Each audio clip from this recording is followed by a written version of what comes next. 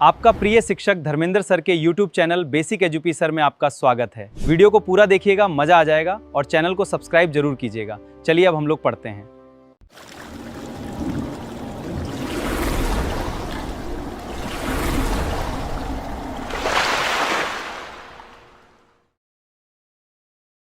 तो आज जो है पढ़ा क्या रहे थे अंतःस्रावी ग्रंथि ना।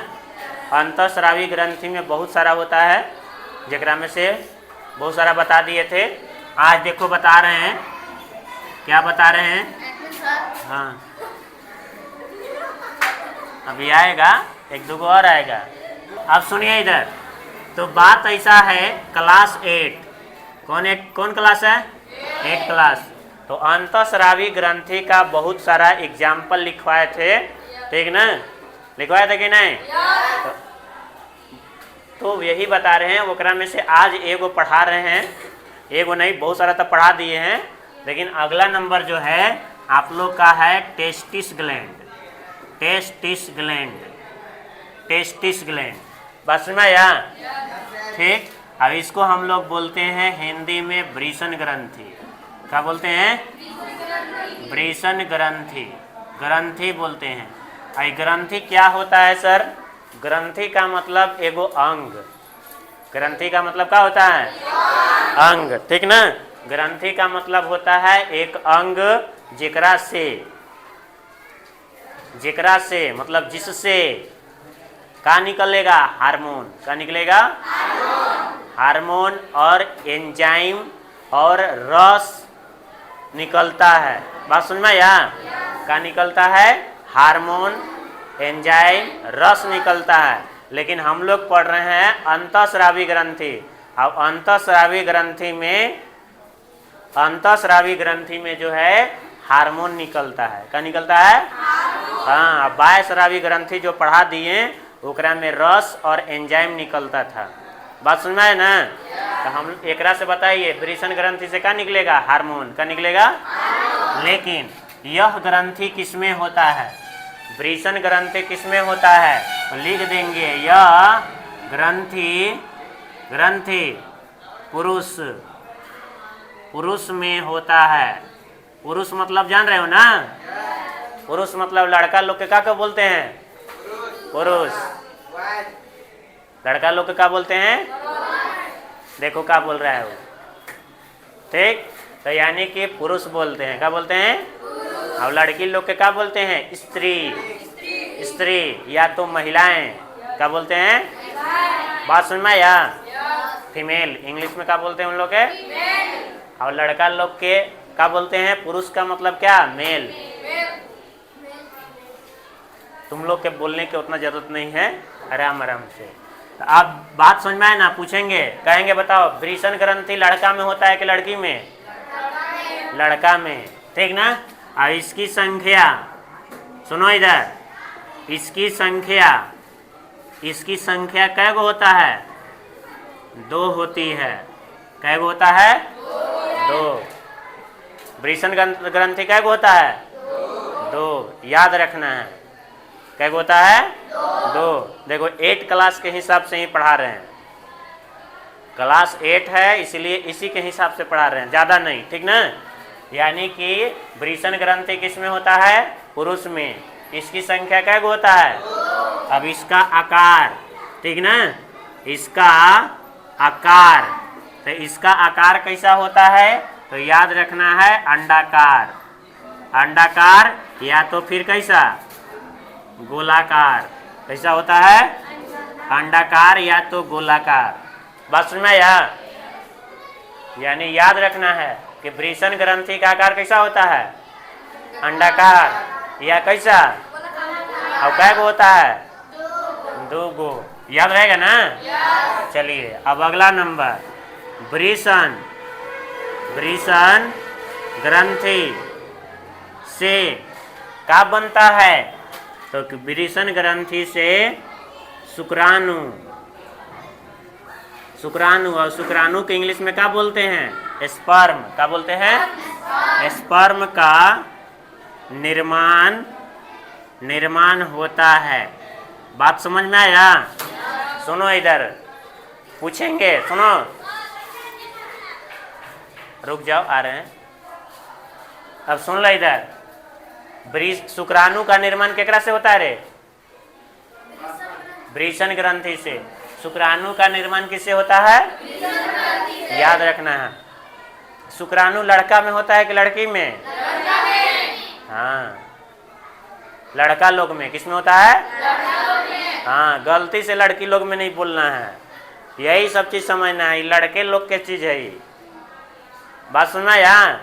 और यही शुक्राणु से आगे बच्चा बनता है, बात सुनना यार। हाँ ठीक, तो याद रखना है। अगला नंबर देखिए, अगला नंबर और इम्पोर्टेंट बात, वृषण ग्रंथि से कौन सा हार्मोन निकलता है? तो वृषण ग्रंथि से टेस्टोस्टेरोन हार्मोन का होता है? निर्माण होता है। कौन सा हार्मोन का निर्माण होता है? टेस्टोस्टेरोन। ठीक ना, देखो इंग्लिश हिंदी में बराबर है, टेस्टोस्टेरोन, ठीक ना, हार्मोन, टेस्टोस्टेरोन हार्मोन। तो याद रखना है कि वृषण ग्रंथि से कौन सा हार्मोन? हाँ, अब बोलेंगे ऐसे, सवाल देंगे, सवाल ऐसे देंगे, ठीक ना, कि टेस्टोस्टेरोन हार्मोन लड़का में होता है कि लड़की में? लड़का में। ये सब जितना बता रहे हैं केकरा में? हाँ, अब यहाँ सुनो इधर, यही टेस्टोस्टेरोन हार्मोन को, टेस्टोस्टेरोन हार्मोन को एक और नाम से बोल जानते हैं, लिंग हार्मोन। क्या बोलते हैं इसको? लिंग हार्मोन। पुरुष का, ऐसे लिख देंगे, पुरुष का लिंग हार्मोन कहते हैं। क्या कहते हैं? हाँ, याद रखना है, क्या कहते हैं? लिंग हार्मोन। देखो अब इधर, तो यानी टेस्टोस्टेरोन हार्मोन को हम लोग और किस नाम से जानते हैं? लिंग हार्मोन। बात सुना यार। लिंग हार्मोन काहे बोला जाता है? क्योंकि लड़का लोग में जब यह हार्मोन निकलता है तबे लड़का लोग जो है ना आकर्षित होता है।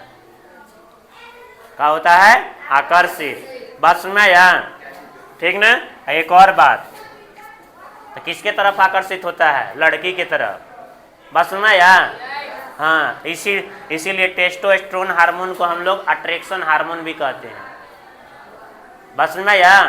तो जिसमें अगर ये हार्मोन अगर निकल रहा है, ठीक ना, तो समझिए कि उसमें अट्रैक्शन होना का हो गया है, प्रारंभ हो चुका है।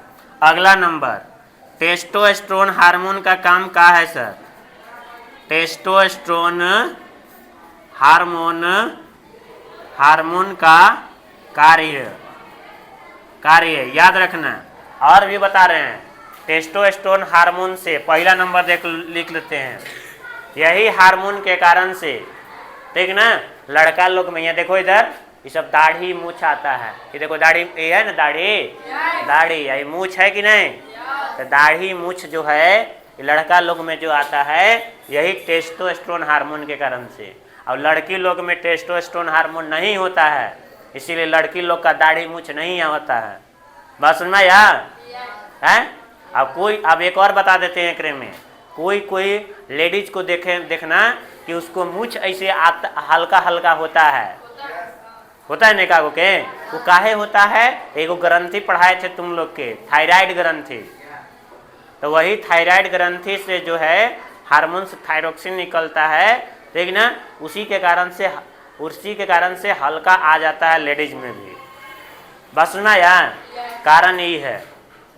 तो यानी लड़का लोग में ज़्यादा मात्रा में होता है, ठीक, इसीलिए उन लोग में दाढ़ी मूछ आता है। बात सुन में आया। तो पहला नंबर कार्य में, ठीक ना, इससे क्या बनता है? हाँ, इससे शुक्राणु का होता है? हाँ, निर्माण होता है। क्या होता है? हाँ, शुक्राणु का निर्माण होता है। याद रखना पहला नंबर। और दूसरा का काम क्या है? तो याद रखना है, इससे